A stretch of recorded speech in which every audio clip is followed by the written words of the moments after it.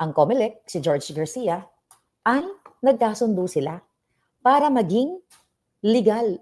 Pamamahagi ng ayuda sa gitna ng kampanya, pinayagan ng COMELEC. Alright, sabi ni Pambansang Dalaga ng Pilipinas, shout out sa iyo, Pam. Okay, nasaan ang prinsipyo at dignidad mo, George Garcia? Sa ginawa mo niyan, tila bagapati kinabukasan ng iyong pamilya at anak ay ipinagkanulo mo na, nakakadiri ang iyong nabibiling prinsipyo. Gigil mo ko, Johnny Malca. Alright, ang dami na nag-post actually. Election violation yan, Palangga. Nasaan na ang mga matitino? Well, wala na nga matino. Imagine niyo, ginagamit ang ayuda, hindi magdedesisyon si George Garcia na COMELEC chairman na hindi inutusan yan ni Lisa Tanas at ni Bangag. Si George Garcia, na-interview ko yan ng isang beses nung time na lumalaban pa si Bangag sa electoral protest. Sino ang nagsabi sa akin na i-interviewin ko si George Garcia? Si Lisa Tanas, si Bangag. Dahil gusto nilang ma-interview ko si George Garcia dahil nga doon sa electoral protest na laban kay Robredo. And that's okay during the time. Kasi nga, pareho kaming lumalaban sa electoral protest. Kaya kilala ko na si George Garcia, dumidila yan sa kipay ni Lisa Tanas kung ano ang gustong gawin. Pag sinabi ni Lisa Tanas, salubsugin mo yung ko, sasalubsugin niya yan. Yan ang katotohanan. Mga kababayan, wala na sa ayos talaga ang bansang Pilipinas. Wala na sa ayos. May nag-text. Okay? Okay. Bakit ka mo? What's the point of election kung bibilhin lang naman nila yung boto? Siyempre, habang binamimigay nila yung pera, may kaakibat na sticker. Sticker, pangalan. Ito na nga lang. May nakalagay, pinakita natin kanina, may nakalagay na sticker na pangalan ni Bangag. Diba? So ito'y patunay, mga palangga, na talagang bibilhin nila ang boto ng mga mahihirap na vulnerable people kasi nga salat sa kaisipan, salat ang sikmura, salat sa yaman, so walang choice itong mga taong ito. Bibili na yung boto at pinayagan. Election violation ito. Napapayagan nila na magbigay ng ayuda. Ang ayuda na yan, hindi dapat yan during election or magpapapogi ka o magpapolitika, gagamitin po sa politika mo. Ang ayuda dapat tuloy-tuloy. Kung sino man ang nakaupo.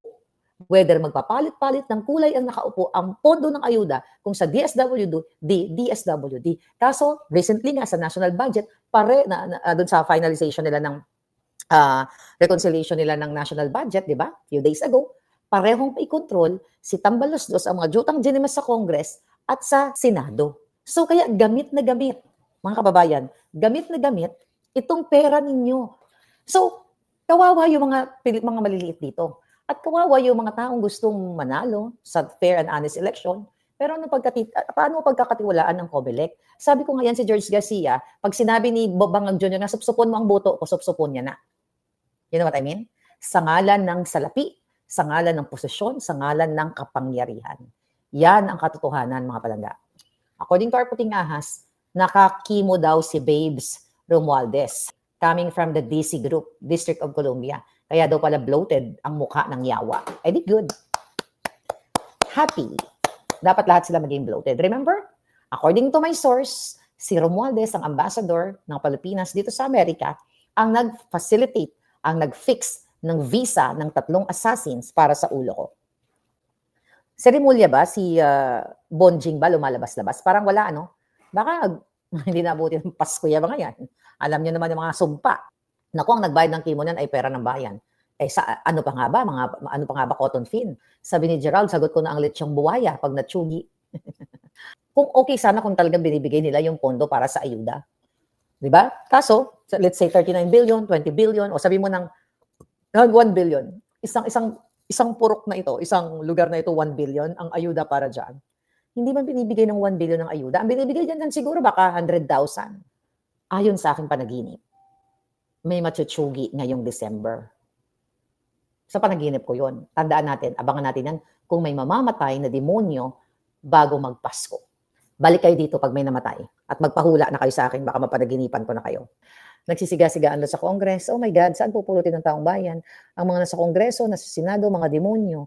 Ang nasa Malacanang, demonyo addictus benedictus. Kaluoy man ka mo, you really kawawa. At isa ko, nakatakas na ako sa kahirapan, pero hinahabol ako ng mga manggugurkur.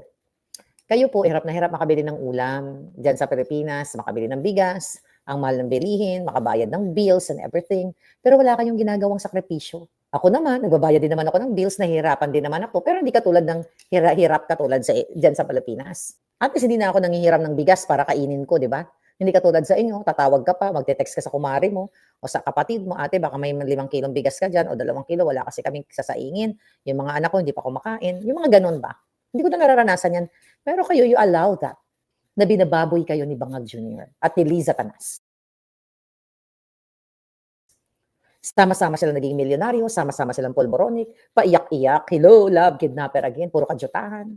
Pakikipagsabuatan sa mga tax evader. Kayo, hindi makabili ng toyo, patis man lang, dahil sa kamahal lahat. Ang mga anak ninyo umiiyak, walang makain. Mahal ang gulay, sabi nga ni Joanne Pantoja.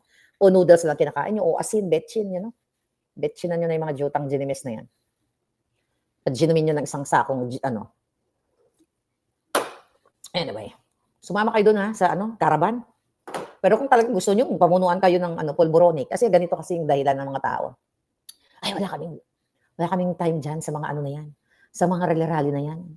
Busy kami sa pagtitinda. Magiging tindera ka na lang forever. Yeah? Taga-tinda ka na lang forever kasi hindi ka lumaban sa iyong karapatan na dapat mas marami pang opportunity sa'yo. Mas marami ka pa sanang tininda.